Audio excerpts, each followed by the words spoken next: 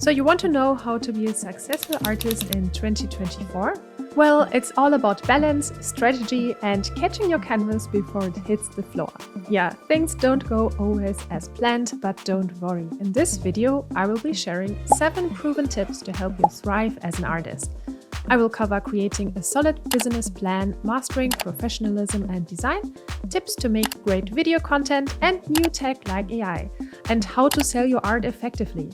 So stick around for real, practical strategies that make a huge impact on your art career. Tip number 1. Develop an eye for professionalism and use good design. As an artist, it's critical to develop an eye for professionalism. This means not just focusing on your artwork, but also considering how it is perceived by others. Your work needs to look polished and intentional, not like something hastily put together. It's easy to fall into the trap of thinking, this looks good to me. But the question should always be, does this look professional? Pay attention to color composition, balance, and design principles. Even if you love abstract or experimental art, there are still underlying design rules that need to be followed to make your work look cohesive and professional. It's not just about what you personally like, it's about creating something that others will appreciate and want to buy. Your work should never look sloppy, and it should always have a sense of refinement even in the smallest details. Once you understand the importance of professionalism in your art, you will also need to extend that same level of care to everything surrounding your work, like marketing materials. This is where having some graphic design skills becomes essential. Everything you do must look appealing and professional. And this is where tools like Kittle come in handy, the kind sponsor of today's video. If you don't have a background in graphic design, or even if you do, Kittle can help you create the most professional-looking flyers, thumbnails, t-shirt, prints, bags, and even painting compositions. It simplifies the design process, so you don't need to be a design expert to make something that looks truly polished and high quality. You can use it to design everything from marketing materials for your art to products to sell in your shop. When Kittle approached me, I was really curious to see what this tool could do for artists. And I'm more than surprised by how incredibly versatile it is. It can do everything all at once. Just for fun, I created a YouTube thumbnail, an exhibition flyer, a weekly planner, an Instagram thumbnail, and a sticker sheet, all in just about 2 hours. This is crazy! The amount of pre-made templates is amazing, and they all look stunning. I especially love the cute AI Kawaii function, which lets me create the most adorable icons. Everything is fully customizable too. Their built-in AI feature is a game changer. You can design templates, tweak every tiny detail, and even change entire color palettes with just one click. One of Kittle's most impressive features is its font library. Over 1,000 beautifully crafted, masterly designed fonts at your fingertips. You can easily search for specific styles like vintage or Art Nouveau, without the hassle of downloading it everywhere and finding the right font. It always takes forever, at least for me. Another fantastic tool is Kittle's background remover. I absolutely love it. With just one click, you can remove the background or upscale your image or even vectorize it. You can even do variations of your design with Kittle's multiple artboard function, all in one place. You can explore different ideas, create entire branding projects, and even make rapid changes without the need to switch between files or programs. If you want to transform your text into creative shapes, whether it's circles, waves, or something more complex, Kittle makes it super intuitive. And once you're done, you can turn your designs into finished products like stickers, bags, t-shirts, and so much more. I'm truly blown away by this app, and I will definitely be using it in the future. If you want to try Kittle too, use my promo code LEOBYOUTUBE to get 25% off all Kittle plans, even the yearly ones. It's the perfect way to save, so grab this deal while it's hot. You will find a link in the description. Tip number 2. Develop a practical business plan and diversify your income. Creating a simple business plan as an artist is key to ensuring financial stability. Start by determining how much cost you need to earn monthly, say $2,000 including taxes, and then map out how to achieve that. One way is through art sales, but I recommend offering lower priced pieces as more everyday buyers exist than wealthy collectors. Then of course, you need to figure out how you can make paintings fast so that you will be able to create so many paintings every month. Mixed media approaches in combination with AI as reference creation or making prints that you paint over can be a solution for that. Don't forget to add in material costs and all other expenses you have each month. Not every artist, of course, will earn their primary income from original works or prints. It's important to explore different income streams that align with your artistic style. For many artists, the real income comes from a mix of revenue sources. Some generate more income through digital products like calendars, coloring books, tutorials, or doing a Kickstarter once a year. For example, if you are a realistic artist like myself, you might thrive in teaching because this is what many beginner artists want to learn. Whether through workshops or online classes, teaching is an excellent way to boost your earnings, and it complements selling art, which would provide you with multiple revenue streams. There are so many different types of art, and depending on what category yours fall, you will earn money differently. The key is to experiment with various approaches and find out what works best for your specific type of art. Once you have discovered the most profitable streams, focus on them, but keep exploring supplementary ones. Don't spread yourself thin though, and don't create things you only do because you think they're going to sell. Carefully experiment and think about what suits you and your potential collectors and customers best. When creating your plan, of course, remember that sales will fluctuate. Some months will be great, while others may be slower. It's crucial to maintain a financial buffer to keep things steady. But I believe this is common sense. So set monthly goals, but be prepared to adjust them based on your circumstances. Tip number 3. Embrace video content and social media. In today's world, unfortunately, creating video content and being active on social media isn't optional for artists, it's essential. Many artists hesitate thinking, I don't want to make videos, I want to make art. But the truth is, if you're not showcasing your process and promoting your work, you will fall behind.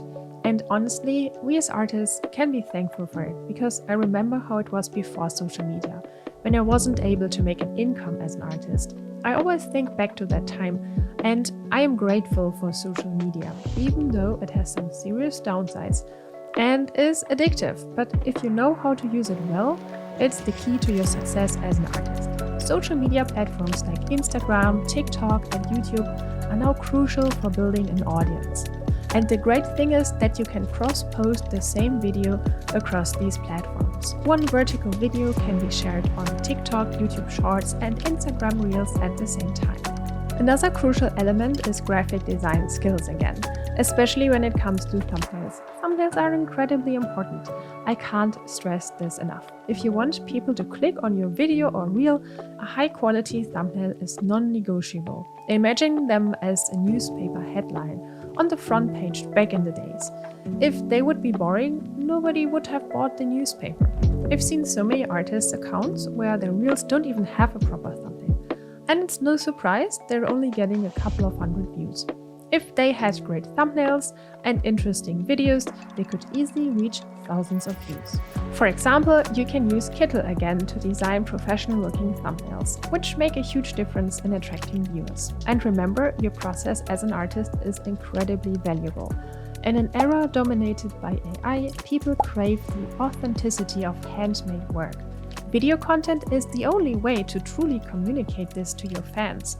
But when I say make videos, I mean high-quality videos. You can't get away with poor lighting or a grainy camera. Luckily, today's smartphones have great cameras, so you don't need to buy additional expensive gear for your videos. But you need to follow some principles to make interesting video content. Your videos need to look crisp and professional, not like they were filmed in a room with bad yellow-brown lighting. So here's the tip to avoid that ugly dull look in your videos. When you're filming, make sure you have a natural light source. It could be a daylight lamp or just a window. Position your canvas so that the shadow from your hand when you hold the brush falls on the opposite side and doesn't block the view of your painting. Then capture 5 key stages of your painting process, moments where you're adding a satisfying brushstroke or key detail that makes the painting come to life. This will create a simple process video with a final shot of your painting, and this has worked for me for years. I do this forever and it's my favorite kind of video, and it's very easy to do, so I hope that helped. Also, turning your painting around with the suspense that you can't see the painting in the beginning is a classic and everyone is doing this. And I don't see it getting old because every painting is something new and interesting. Now, to edit your video, you can use free tools like CapCut, and most importantly, don't make your videos boring. I highly recommend a blog post by The Print Space, linked in the video description, that goes into detail about how to make really good videos. It includes tips on setting a hook and keeping the story going throughout your video to keep viewers engaged. And personally, I think every video creator needs to read this blog post. Once you get your video edited and have made a visually appealing thumbnail, thanks to Kittle, it's time to upload your content all across the platforms: YouTube Shorts, Instagram, and TikTok. The most places you post, the wider your audience, and the more your art gets seen. Video editing skills are crucial nowadays.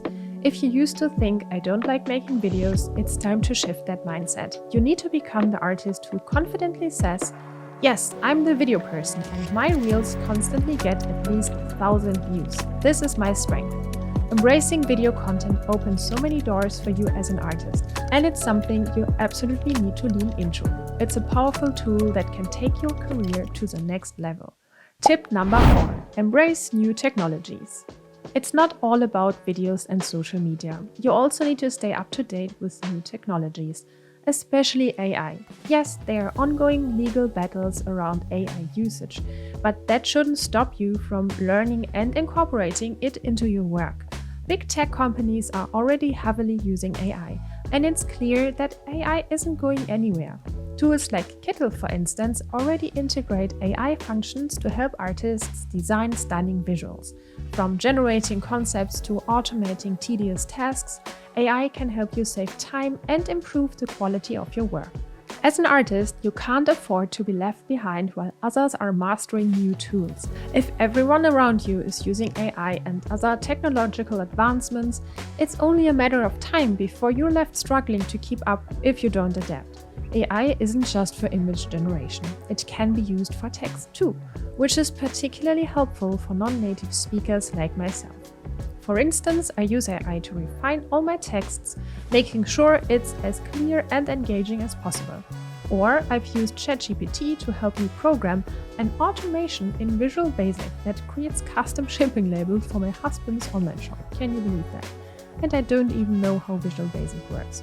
These tools are invaluable for artists looking to communicate effectively, whether it's through written content, visual design, or even video production.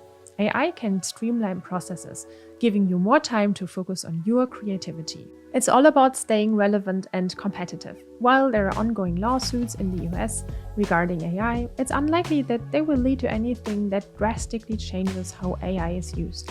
AI is already shaping the way we create and communicate, and big tech companies are deeply invested in its future.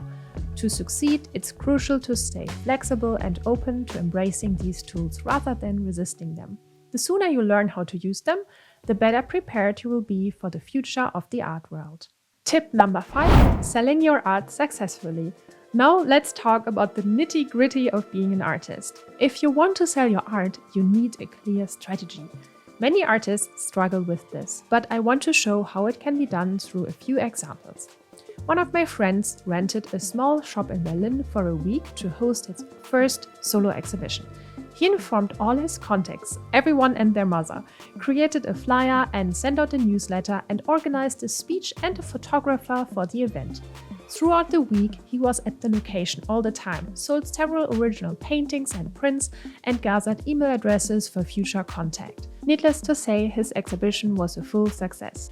Another example is 2 other friends who rented a space in Cologne, displaying around 20 to 30 small affordable paintings priced between 150 and 600 euros. They made a profit by selling their pieces to regular people, not wealthy collectors. Remember, your prices should be realistic at first. Don't expect to sell your art for 3,000 euros if you're just starting out. Starting small is the way to go. Focus on affordability, build your reputation, and success will follow. Their exhibition also was a huge success, and they're doing it again soon. If you want to sell your art, it's essential to choose the right location. My friends held exhibitions in big cities like Berlin and Cologne, which are full of foot traffic. If you live in a rural area, I highly recommend hosting your exhibition in the nearest large city. This ensures that more people can see your work, and you benefit from walk-in visitors. In-person exhibitions are incredibly important. You can't underestimate the power of face-to-face interactions. And with tools like Kittle, you can create beautiful flyers, business cards, or even brochures for your exhibition, all of which are crucial for making a lasting impression and which you can hand out during your exhibition. Staying consistent and professional with your materials and your presence is key to making sales and growing your audience. At the same time, use social media to your advantage. It's crucial to combine both approaches: in-person exhibitions to make personal connections and social media to reach a broader audience. If you don't want to sell in person, it's even more important to create excitement and anticipation around your work. I most of the times don't sell in person at all, but I've built a huge online audience for the past 10 years. And some of the strategies that I can recommend is to plan a themed series. For example, 10 small paintings centered around a specific topic. I did this myself when I started out and it worked like a charm. For example, in October, you could do a spooky seasons series, or in May, something spring themed like mermaid. Back in the day, I did an animal theme. Share the entire process on social media to build excitement, which gives your audience a behind-the-scenes look as you create each piece. As the series progresses, let your audience know that these pieces will be available in your shop soon. The key here is building anticipation. By the time the series is finished and you're ready to release the pieces, some people will be eagerly waiting to buy. It's much easier to sell your work when you've created a buzz around it, and you can use platforms like Instagram, TikTok, or even YouTube to generate that excitement. Tip number 6: stand out and be memorable. It's crucial to not only be good at what you do, but also to stand out and create something truly memorable. This could be through your own unique style, which of course need to be something that resonates with people. Sometimes it's about finding that balance between what you love and what appeals to others. For example, you could include witty quotes in your artwork that make each piece stand out and leave a lasting impression. Humorous art can be very engaging and unique. You don't have to think that mainstream appeal is a bad thing. In fact, creating something that both you and others enjoy can be the sweet spot for success, actually. Take animals, for example. People love cute animals. You could create artworks featuring adorable little pets paired with funny quotes. This kind of art often captures a lot of attention because it combines elements people naturally enjoy. Another approach could be decorative art, such as plants or abstract designs, which are visually appealing and easily enjoyed by a wide audience. Portrait artists like myself often face challenges because portraits are hard to sell.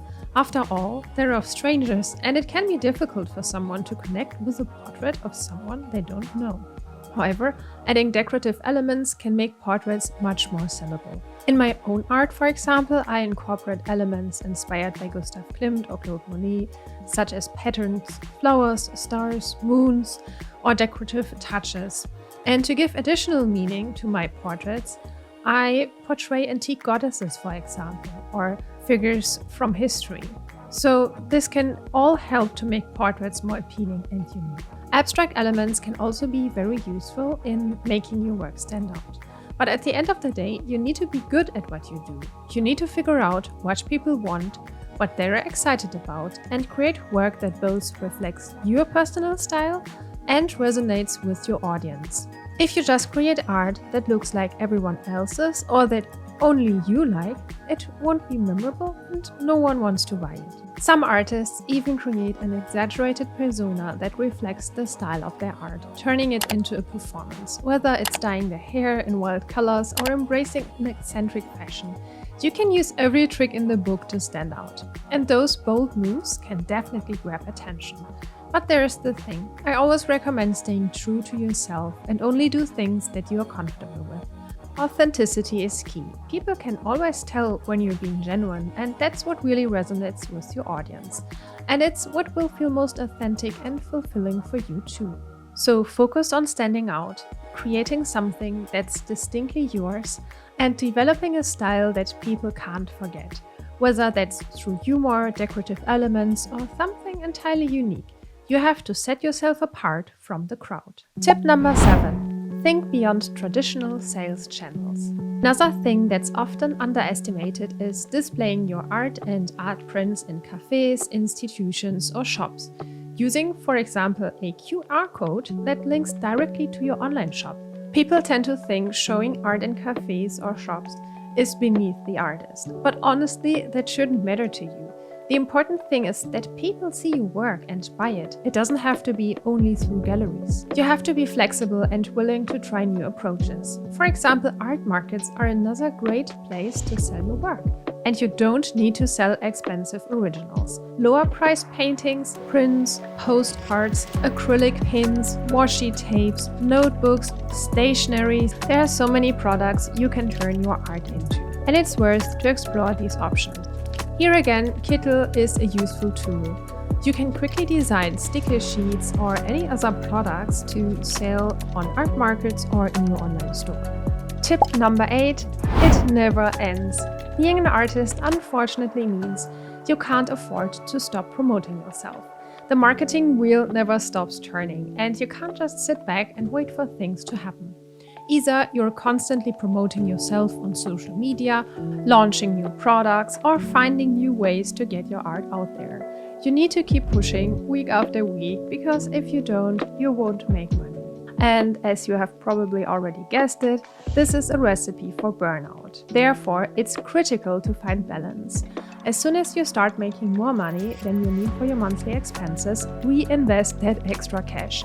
You can pay people to help you, whether that's someone upload your social media posts, create weekly discounts for your shop, or manage other marketing tasks. If you have a day job, consider taking some of that money and paying for support, so you don't feel overwhelmed.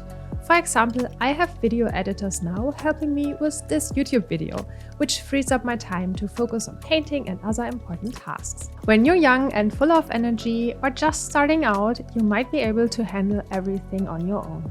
But over time, you will realize how crucial it is to outsource some of the work. This is how you avoid burnout while still keeping your business alive. You are running a business after all. Think of it like a clothing store. Stores can't just wait for customers. They have to bring out new products, run promotions, and keep people interested. Your art business is the same. So be consistent, and when you start to make more money, put that extra income into systems or people that can help you keep the marketing machine running.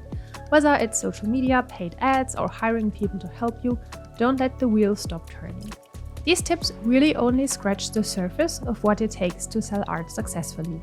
There are many details like calculating shipping costs, taxes, material expenses, and the time it takes to create each painting.